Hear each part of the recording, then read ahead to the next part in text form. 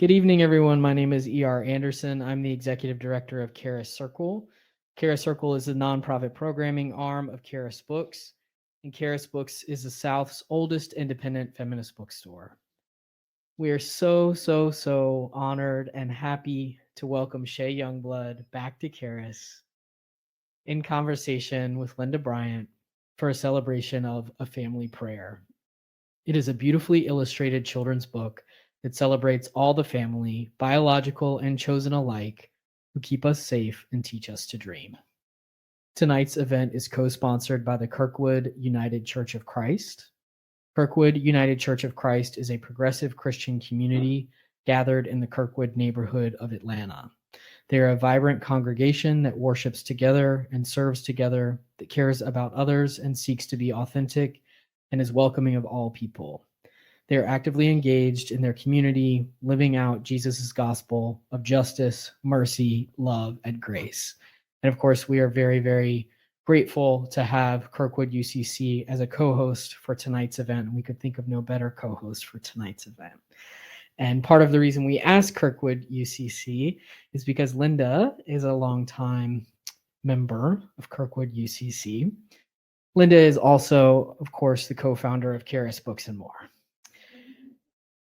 She has now retired from Charis, but continues to be dedicated to the work and mission of Charis, encouraging independent voices and working for inclusivity and justice.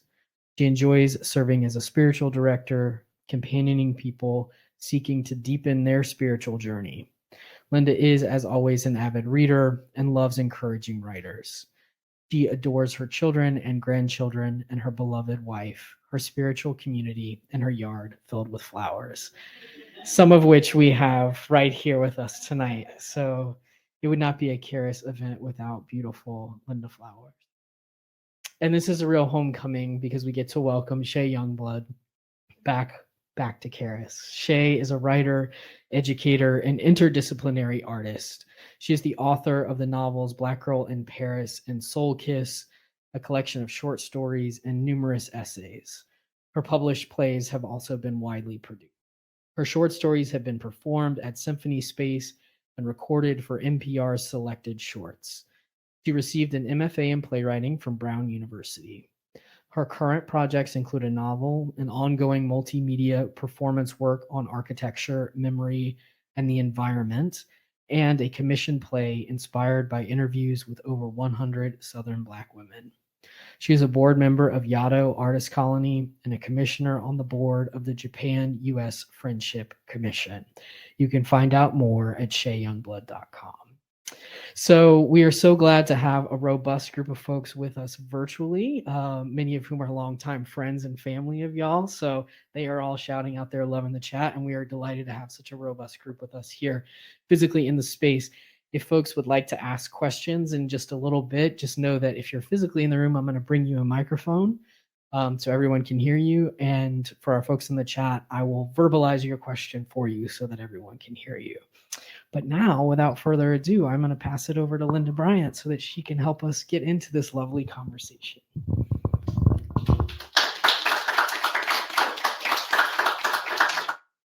Hello, everybody. It's so great to see you here. And there are some people here who have known Shay and Shay's work for a long time. And then there are lots of people here who have not. So I'm excited to get to participate in introducing you to Shay. This evening is about a family prayer, but it's also it's about storytelling. It's about Shay telling stories about her relationship with Charis. And I'm going to ask her a few questions, but mostly I'm just going to encourage her to share her beautiful self with you. So I know we're going to get to the books in a moment, but I think it would be fun for some of these people who didn't know you when you were a sweet young thing to hear a little bit about who you were when you came to Charis and how that developed. Still a sweet thing. Oh, indeed. And I am thrilled to be back at Charis, which I tell people I was born at Charis. I was born as a writer. I was born as a feminist. I was born as a storyteller at Charis Books and More on, when it was in the original space on Moreland Avenue. I was a young person. I was in college. I was trying to figure out who I was, what I wanted to be in the world, where I wanted to go in the world. And I came to the bookstore, and Linda and the folks who were there just welcomed me. And I felt like I got a wonderful education on so many different levels. And one of the most important things to happen in that bookstore is I was about to graduate, wasn't sure what I was going to do with my life. And Linda, one day I was at the cash register and she leaned over and said to me, "Well, honey, what do you really want? What do you want to do with your life?" And I kind of whispered to her. I got up close and whispered, I was like, "I want to be a writer." And she said, "Well, writers, wow, they read, and we'll put you on the program, and you'll come in and do a reading." And I was like, "I barely had 3 or 4 poems." I've been writing a lot. I have written my journal, and I did have a lot of poems, but I wasn't sure that anything was readable, or I'd never had a reading before. But she put me on the program like in 3 weeks later. And I remember I lived about a block from the bookstore. The night of let's say the reading was at 7, about 6:45, I called the bookstore and I said, "Linda, I don't feel so good. My stomach hurts. I don't know if I can come." And she said, "Shay, there's a room full of people. They love you and they just want to come cheer you on. It's going to be fine." And I, ran to the bookstore, got there in time, and I did a reading. It was called Ticket to Paris. And that was the very beginning of my becoming a writer and feeling confident enough to read my work and share it. And I really have to thank Linda for really encouraging me and just to live my wildest dream, to just live it, to do it. And she has, been a steadfast friend and encourager for many, many years now. And I'm just really grateful for my coming to Charis and, and for our friendship. So thank you for that.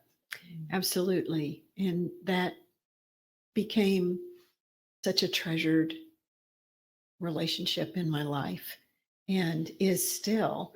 And the adventures that you have had and that you are having are ones that have enriched not only me and some of the Charis folks, but the world.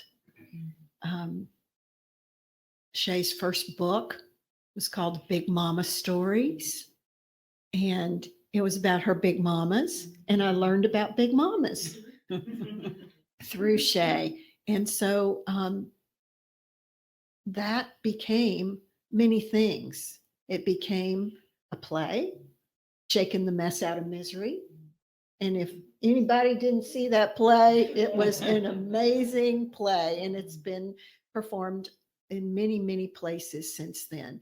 But that kind of segues into one of Shay's children's books as well, because her first children's book is really drawn from her life.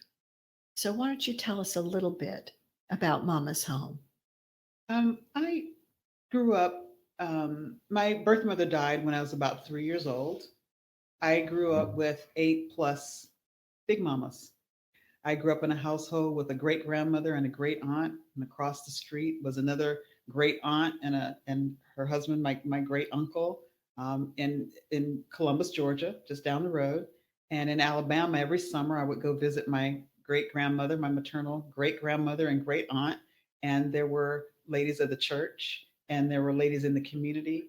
There were librarians and teachers who took it upon themselves to make sure that I had not only a scripture when I needed it, an umbrella when it was raining, or food when I was hungry. not that I was ever hungry really, but there was a place at the table. There was a place at the table in many homes in the community, because I was this little orphan girl who had lost her mother very young. My father was not around, and they were literally just a range of women. And I didn't know until I was well in college that many of them didn't read or write. That they signed their name with an X, and but they made sure that I read and that I went to the library. And so when I realized how, when I realized the importance of these women who would probably never be found in the history books, I wanted to honor them. I wanted to tell their stories. And so that's how Big Mama stories came to be, a fictionalized version of all the Big Mamas that I had, because there were so many of them, and they, some of them were blood related, some not. So I told their stories, and eventually I was living in the south of France, finishing up these stories, and I didn't want them to leave me. And so I wrote what I thought was a play, had about 20, 30 characters in it. And I came back to Atlanta and went to Horizon Theater, and they said, well, we have to pay all the characters, so we can't have 20 people in this play. It's not a play, exactly. But they worked with me and paired me with a wonderful director and a beautiful cast, and they took me seriously, and we created a play. I feel like it was really an ensemble work with the actors, the director, the costume. I just had some words on the page, but they brought my Big Mamas back to life. And that for me was like a kind of miracle, actually. And that was the beginning of my, sort of, now you're a playwright. And that I used to follow that play around. I'd travel from place to place, wherever they performed. I'd say, I'll come and do publicity. I'll show up. Give me a hotel room and a ticket, and I'll show up. I did that for about a year, I think, or so, or more. And actually, and it's been done many places, for over 30 years now. That play is still being performed. Last weekend, it was performed at Coppin State in Baltimore, and which they said it was, they had fun. It was a success. And again, I think of, this play is it's a coming of age play about a little girl who is raised by all her Big Mamas, and yeah, and so which brings us to Mama's Home, which is in a way a version of all the Big Mamas. There's a little girl whose mother has to go to work, and she every day of the week she goes to a different Big Mama's home, and she wants to be a different thing every day too. So there are many things she wants to be, and they encourage all these possibilities in her. She wants to be a pilot. She wants to be a singer. She wants to be all these things. And at the end of the week, when Mama comes home, there's a big feast. And on the seventh day, she gets to go home and sleep in her own little bed in her own little house. So there's a map of her community, her neighborhood, and I dedicated this to my families by blood, by choice, and by good luck. Because I have the fortune of having a chosen family. And the book starts out, my home is in a city, in a neighborhood, in a white house, a brick house, a bright yellow tent, a big house, a little house, a house in the shade of an old oak tree, a blue house with a room of my own. And there's a map of her little neighborhood. And one of the things I wanted to encourage children reading this book, and adults too, to make memory maps of, because you could, if I could ask you all to close your eyes, you could go back to the neighborhood of your childhood and remember so many details, right? And then you could open your eyes and draw a map. So, and just take you right back there. And that's part of the work that I've been doing in my performance art piece about architecture and memory and the environment. But I really love the collaboration on this book with the illustrator, Loha Harris. I think she did a beautiful job of illustrating and capturing the emotions in the book as well. This little girl's connection to her different Big Mamas, and every day of the week she gets to spend time with a different big mama who gives her a different perspective on life, a different way of. Thank you. Thank you. So I'm going to jump around for a minute before we get to family prayer. Okay. So Shay's first reading at Charis was called Ticket to Paris.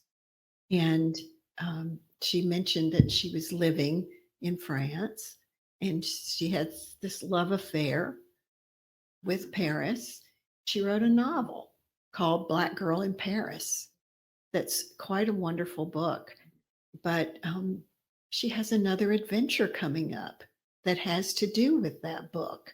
So could you tell them a little bit about that, Shay? Yes. So over the years, I've had people come to me to say they want to make a movie, A Black Girl in Paris, and a short film was actually made about, inspired by my novel. But in the last couple of years, a wonderful novelist approached me and asked if she could option Black Girl in Paris. She wanted to make a feature film. And I was very excited. I eventually got to meet this wonderful writer who wrote a screenplay with her daughter. And I got word just a few weeks ago that they are filming, they're going to film a short film, they're going to make a short film inspired by the novel in Paris in a few weeks. And I'm going to be there to on Yeah, I'm very excited about it. And, they're going to make this short to, promote that so that they can raise money to make a feature film. So I have a few more details, but I really just wanted to share that with everybody. I'm jumping up and down, so excited that I get to go and have that experience being back in Paris again and revisiting some really magical moments. It was that I wrote that book because partly it was certainly based on some of my own experiences. It's fictional. It's a book of fiction. But I wanted to really encourage readers to be bold, whether it's Paris or Istanbul or wherever that they are, or just, or Florida, crossing the border, that to people to be bold bold in their dreams, like to really, yeah. So that's pretty exciting. It's wonderful to look forward to, and because I'm Shay's friend, I know a few more of those little details. So it's very exciting. Yes, it is. So since we're talking about family prayer, and Shay and I didn't prepare for tonight because we said, we talk to each other all the time. So we're just going to talk to each other and share that with y'all. And, but I don't want to neglect this gorgeous children's book. And Shay, before you read us a little of it, I'd like for you to talk about how it came to be, and really, if you would just briefly talk about how you came to children's books in the first place, because you heard ER's introduction. She had another novel. She has all these plays. She's on this Japan-America Friendship Commission. She's, on the board at Yaddo and nurturing artists who are emerging, as well as getting to write up there herself. And she's come and done workshops for what I used to call my writer girls when I had the high school writers group here for years at Charis. And Shay was one of our many generous authors who worked with some of those girls. So how did you come from all of that, which is all very grown up, to children's books? I always wanted to write children's books. I always, scribble. I have lots of different notebooks, and I have a notebook for all the different projects, and I have a children's book notebook And I kept ideas for stories. I've been doing it for a long time. I went to Brown University where I met Christopher Myers, who is the son of Walter Dean Myers, wonderful writer. And Chris, I found out, he had an imprint at Random House, Make Me a World, and his mission was to write children's books to empower, young people. And I contacted Chris and said, let's have a conversation. I'm really want to write children's books, and I hear you have this imprint, and let's have a conversation. And we had breakfast in New York. I was living in Washington D.C. at the time, and we had a conversation. I told him about my upbringing, and he said, "That's it. That's the one. Write about your mothers, all those big mamas that you had." And I got on the train back to D.C. and I wrote Mama's Home on the train. And he said, "Let's do this." So that was my first children's book. And they have since bought two others that are coming. I'm working on the second one right now. And in the meantime, my agent said, "Shay, at Random House, there's a Christian imprint called Convergent, and they're looking for writers to write prayers. And I think you'd be a great person to take on this task." And I said, "Oh, I haven't really had formally prayed in a long time. I've been to church in a while. I'm not sure if I'm up to the task." And I scribbled, did some research, and I was thinking, but what really brought me to a family prayer was the fact that I sat down in the quiet, and I remembered as a child, I grew up in a Christian household. We went to church, 2 or 3 times a week, sometimes twice on Sundays. And I remember as a child, after homework and TV and dinner, I slept in the bed next to my grandmother as a small child. I got down on my knees. I put my hands together in prayer. I bent my head and I prayed for, peace in the world. And I prayed for, when I was younger, I wanted to keep the lights on. So I prayed for everybody. I was like, I want to pray for the cashier at the A&P. I prayed for the squirrel that got caught in the trap. I was praying for everybody and everything. And so I went back to that time, and when prayer was a comfort. My mother, as I said, died when I was very young, but I believed in the power of prayer. And I used to pray for my mother to come back from the dead. I prayed for that for a long time.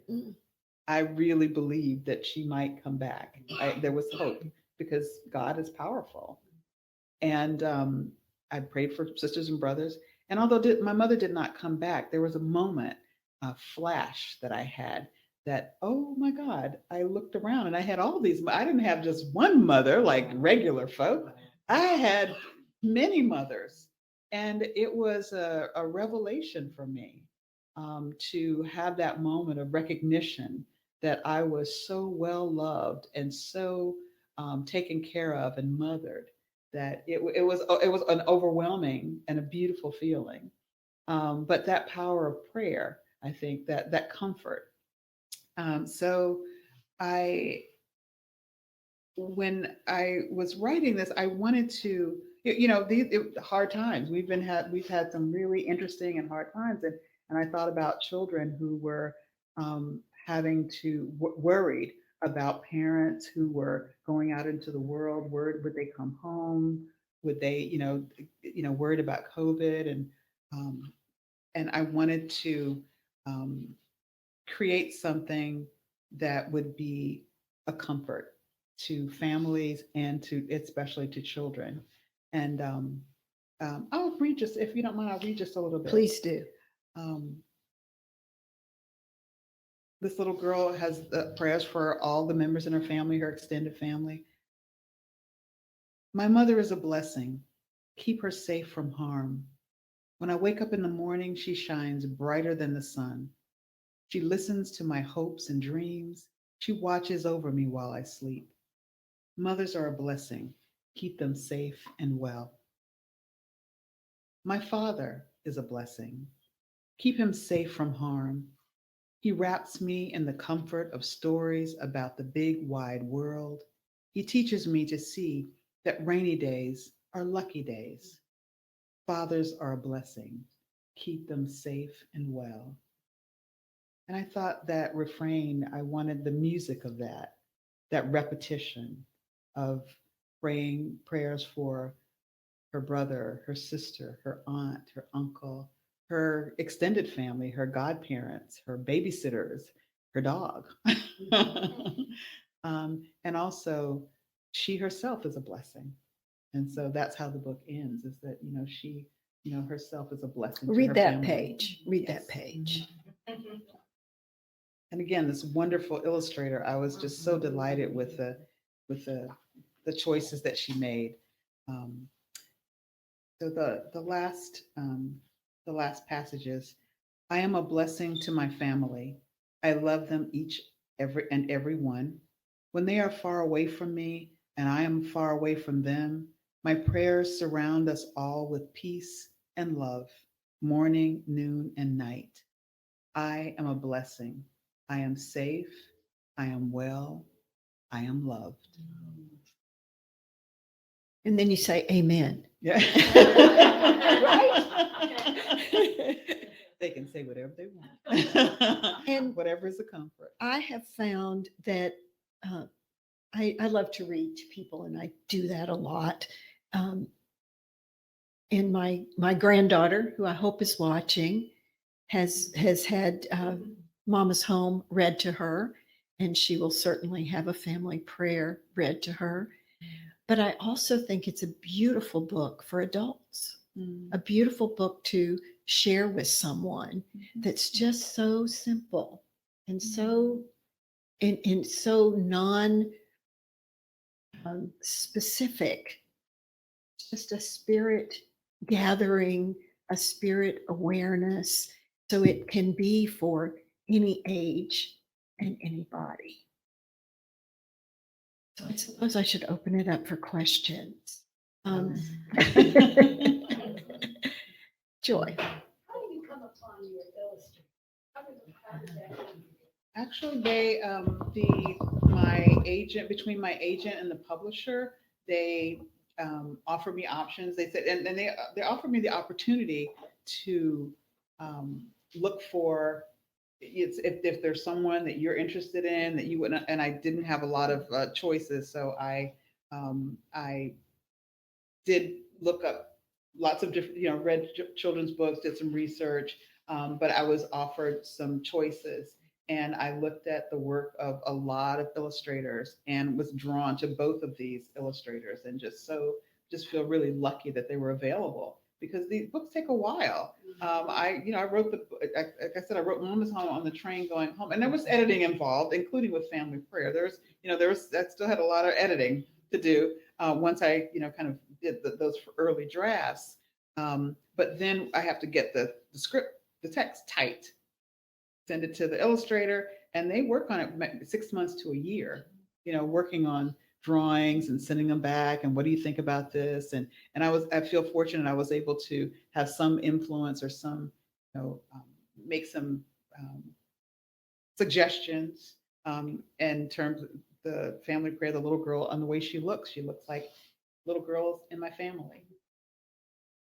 I sent photographs of a couple of the little girls in my family, because I wanted them to see this book and open this book and see themselves.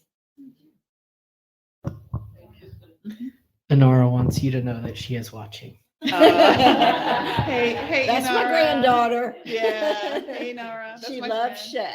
Shay. So other questions? And ER has a mic if anybody has a question. I'll ask another question.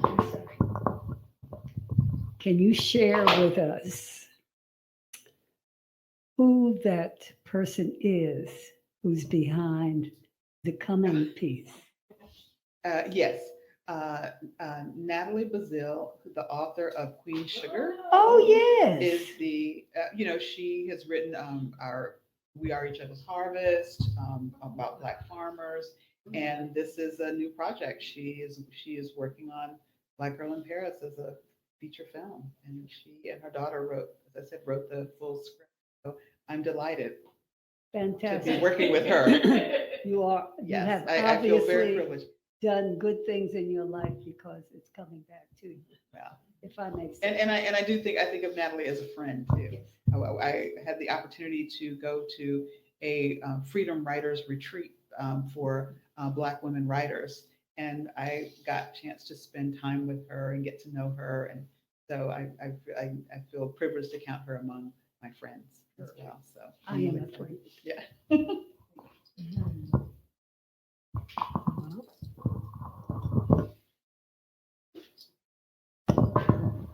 Shay, would you share with us a little bit about your writing rhythm over the years? Like what have your practices been about just hunkering down and doing it when you need to? Okay, yeah, I get that question a lot. Well, when in my younger years, I would model myself on other writers. And James Baldwin, I remember reading that he would like write at night, and and so I started writing at night because I was very busy during the day. I was very active. I was in school. I was always late because I was meeting 2 or 3 or 4 people during the day. And so at night, the phone wasn't ringing. There was nothing to do. So I would work from midnight until 2, 3, 4, 5 in the morning. And I would do like these all-nighters, and I would just write. And then I would live. I would do stuff. I would go out in the world and because I couldn't write all the time. I'm not like as I've never been very steady in that way, but I was consistent in those bursts of writing energy. And so what I suggest to writers, find your own rhythm. But one thing I've found in these times, in probably the last like decade, is one of the ways in which I get work done. And I work with I have a lot of friends who make different choices than I do. They're doctors, they're lawyers, they have regular jobs. But a lot of them want to write, and a lot of them are creative, really good writers, but they don't have time. But if often I will get together with a friend from time to time. I'll get together with a friend on the phone or on Zoom, especially during COVID. We did this for that's like half an hour. We know each other well, so we're not chit chat talking. It's like you have a project, I have a project. Let's set the timer for 30 minutes. Hey, how you doing? Let's get to work, and set the timer, and then we write. Sometimes we'll start with a prompt. What is your character the most afraid of? Right, go 30 minutes. 30 minutes. And they're always shocked that they have, they've written like 3 or 4 pages, in 30 minutes. And it's like you need 15 more minutes. Sometimes we do it for an hour. But that's one way. And even if you did it once a month or once a week, it's like just 30 minutes to an hour, and you've got something there. But most people don't take that time to do that. So yeah, that's how I get work done. And also Linda mentioned Yaddo, which is an artist residency where writers, musicians, creative people go, and they're given a room and 3 meals a day and a room to work and write. And so I would go away. I would, live, travel, have my life, and then I would go away for 2 or 3 weeks or a month or 2 and just focus on a project and writing. But I live, I have to, for myself, I have to live to be able to write. And so it's not all about the writing. That's just a part of my life. I like spending time with my friends and hanging out, and I love to cook. And she's a great cook. So are you.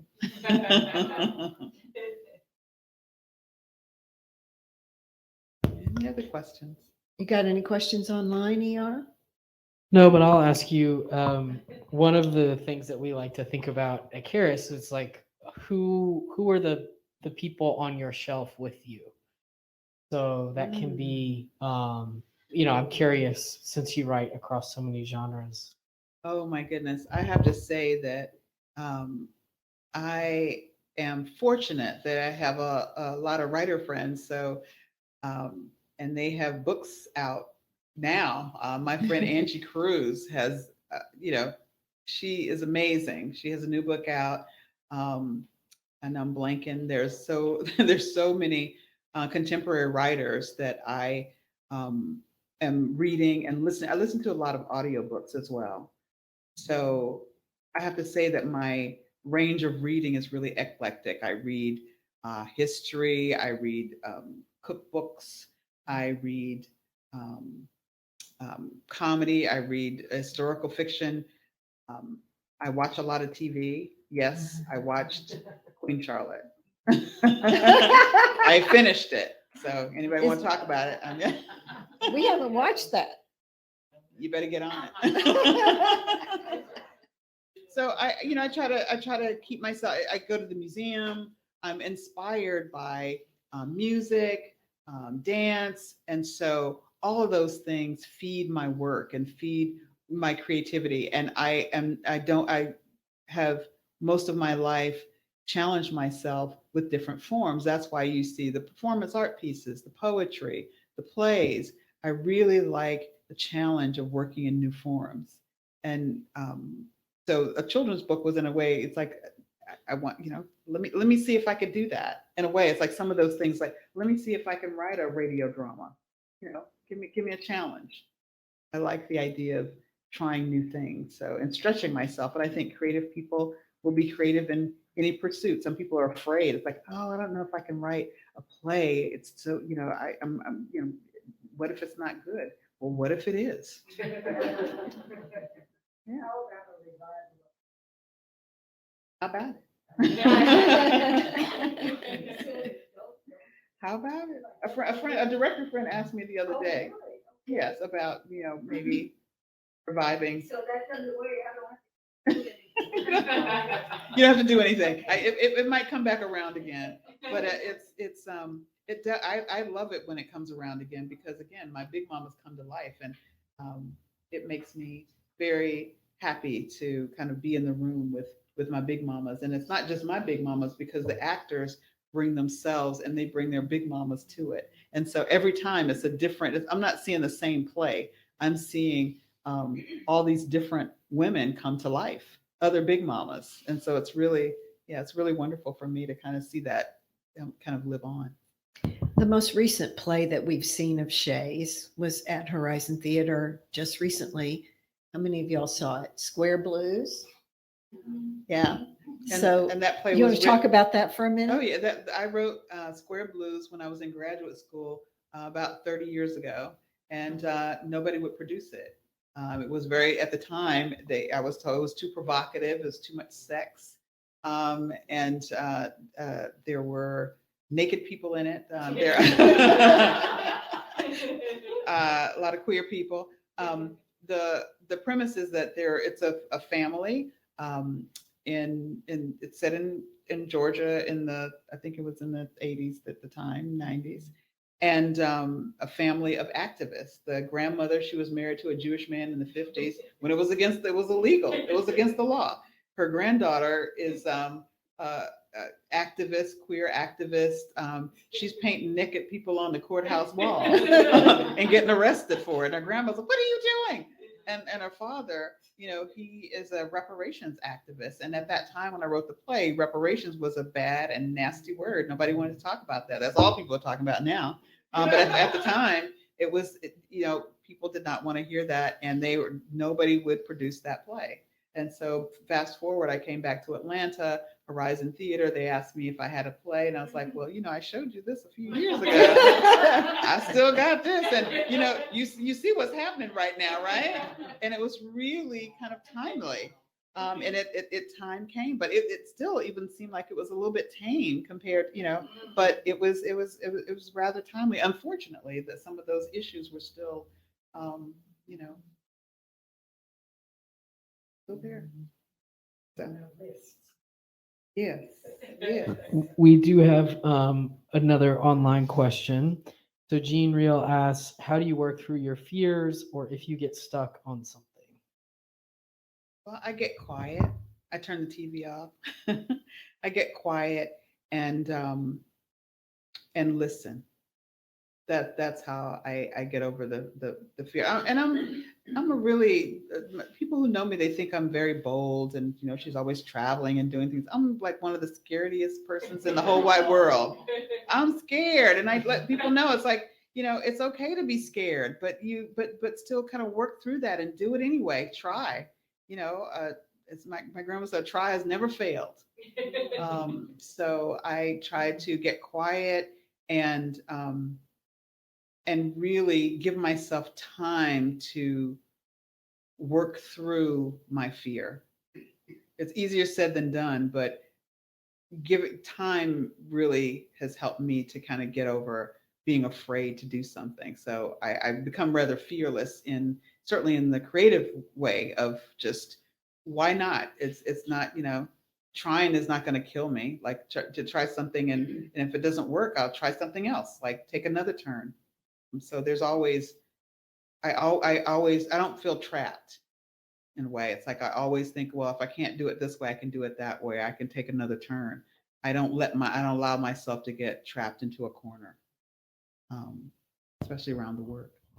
Jean also asks, since you were raised by big mamas, are you now a big mama for someone? Oh yeah, That's a good question. Oh yeah, I feel very privileged to be the big mama to a number of young people, and I've been a mentor over the years to young people, and I feel just a great privilege to be able to share. I'll tell my youngest, like, I will tell you everything I know. If you're ready, you want to ask, you want to sit, I will tell you everything I know. I will share all the information, anything that can be useful to you, encourage you, and cheer you on. So yes, I'm a proud big mama. And sometimes people come to me. Sometimes we're in the world together, and also young family members. Definitely a big mama.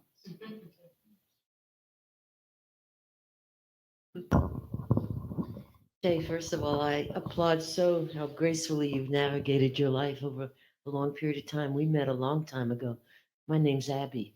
Hey, Abby. And I was wondering if, with all these wonderful mamas that you had, incredible generative gifts you've gotten from each of them, which one do you think, was there one that modeled the playfulness that you have? The playfulness. They were so serious, my big mamas. I have to say, they, because they came from a generation where, they worked very hard. But I'm thinking of the joyfulness. They were, they were the women who raised me many of them had hard lives when they were growing up. But they always managed to find joy. They found joy in church. They found joy in singing. They found joy in gardening. They found joy in food.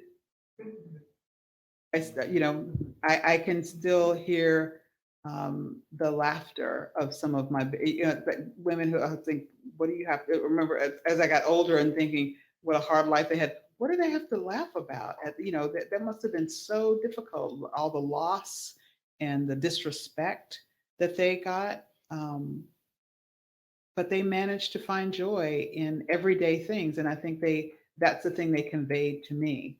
I didn't get into gardening or cooking when I was a young person. That was after. But on reflection, I remember, especially how much the church was such a comfort to them, and prayer, and like I say, gardening, and also service. I grew up in a household of service. Every Sunday we went to the nursing home. We went to visit the sick and shut in. And those were moments of joy too. I remember the laughter and, bringing food to people, and them really being appreciative of us coming by to be with them. And as a child, it was like, at first it was like, oh, it smells bad. Oh, I don't want to go. I don't want to go. I was bored. It's hot. But I began to appreciate those times. spending with those older men and women who were, we're just really, they would light up when we would walk in, especially a small child coming in to visit with them. And it made me feel like I had a role to play, and that, it gave me, it gave me a lot of joy to, to bring a little spark to people. Yeah. Yeah. Thank you for the question. Yeah, there's just all of them had a little bit of something, something, something. It's evident. Thank you. I wondered, when you have such a wide variety of books that you've written, if you have a favorite genre that you write in, or Favorite genre? I just love telling stories. I love making up stories. Again, I was an only child with these, these women. They were in their 50s and 60s when I was born. And like I said, often very serious and children to be seen and not heard. And so I spent a lot of time in my imagination. I spent a lot of time reading books, which they encouraged. A lot of time at the library. I'm a, just a, library groupie. Love librarians and libraries. And because that was a place where I could escape too. My sadness over not having my beautiful young mother alive to be with me, and being spending a lot of time by myself. So I learned to entertain myself, and that was telling stories was a way to do that. And I also listened to really great stories. My big mamas were great storytellers too. So that was some joy, in the evening, especially the big mamas who like to drink and and tell stories into the night and forget that I was there. So, I found a rhythm of, a rhythm of storytelling and I call them techniques, but like ways to tell a story. I learned from listening to them. So entertain myself, making up stuff, and I still do that. I don't drive, so when I was younger too, I'd be on the bus. No, I don't. I write novels. I write books. Thank you. I do other things really well. But yeah, I enjoy making up stories. Like, I wonder where that person's going. I wonder what they're doing. And that it started that when I was a little girl, it started that way. I wonder where they live. I wonder who lives in that house. I wonder, just what if and what if. Well, I want people to have time to get their books signed before Charis Books and More closes for the night. So thank you, Shay. Thank you, thank you, thank you. This has been wonderful and fun and easy. Thank you, Linda. And I hope that many of these people will get to enjoy your book. And I came in tonight and I was like, do you have enough books for me to buy this many? Because I need one for my next door neighbor who's 3, and I need one, of course, for Inara. And then I want one for myself because I will be sharing it. And then there's my great niece in Texas who has little ones in her family. And then there's my other great niece who's about to have a baby. I mean, what a great thing for a baby. So anyway, I am so happy to share this time with you, and thank you so much. Thank you, Linda. Thank you, Charis. Thank you. Thank you. Thank you.